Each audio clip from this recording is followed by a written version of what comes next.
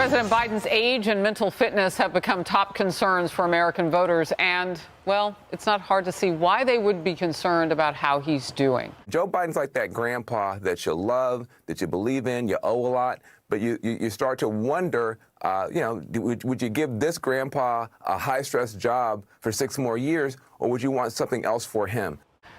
He is now skipping the traditional and iconic Super Bowl interview. Presidents do this sort of thing, especially in election years, because that audience is enormous.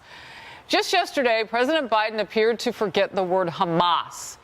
Oh, forget about it. Not just the word, the group, when he was asked about hostages being held in Gaza. There's some movement. There's been a response from there's been a response from the opposition, but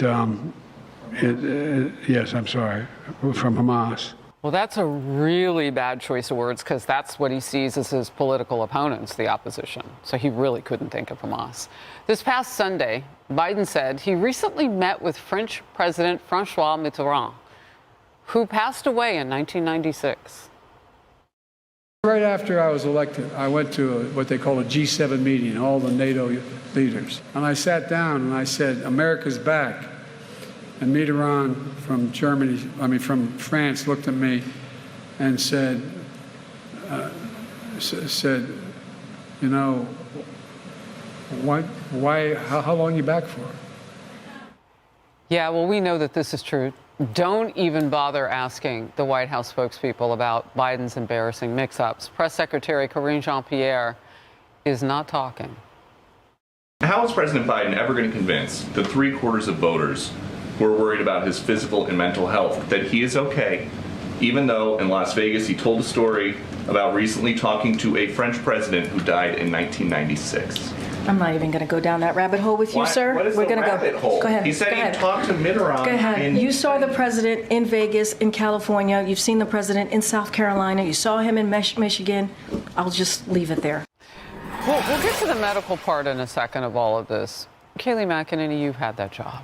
You know that question is coming. You know it's coming.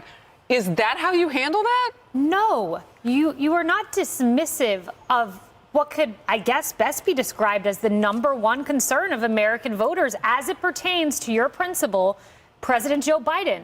Every poll, 3/4 of voters say he's too old. He lacks the mental acuity. The NBC poll, 46 to 23, I believe it was. They believe Trump has the necessary physical and mental fitness vis-a-vis Biden.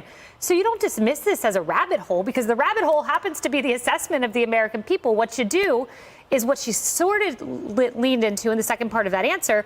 I would have had a whole list in front of me. Right? Today, he was in the Situation Room for a briefing. Then he was on the phone with congressional leaders about the border wall. Then he, was with a special interest group. Then he went to 3 fundraisers. Like, you list out what he's doing. You don't dismiss the question, call it a rabbit hole, but...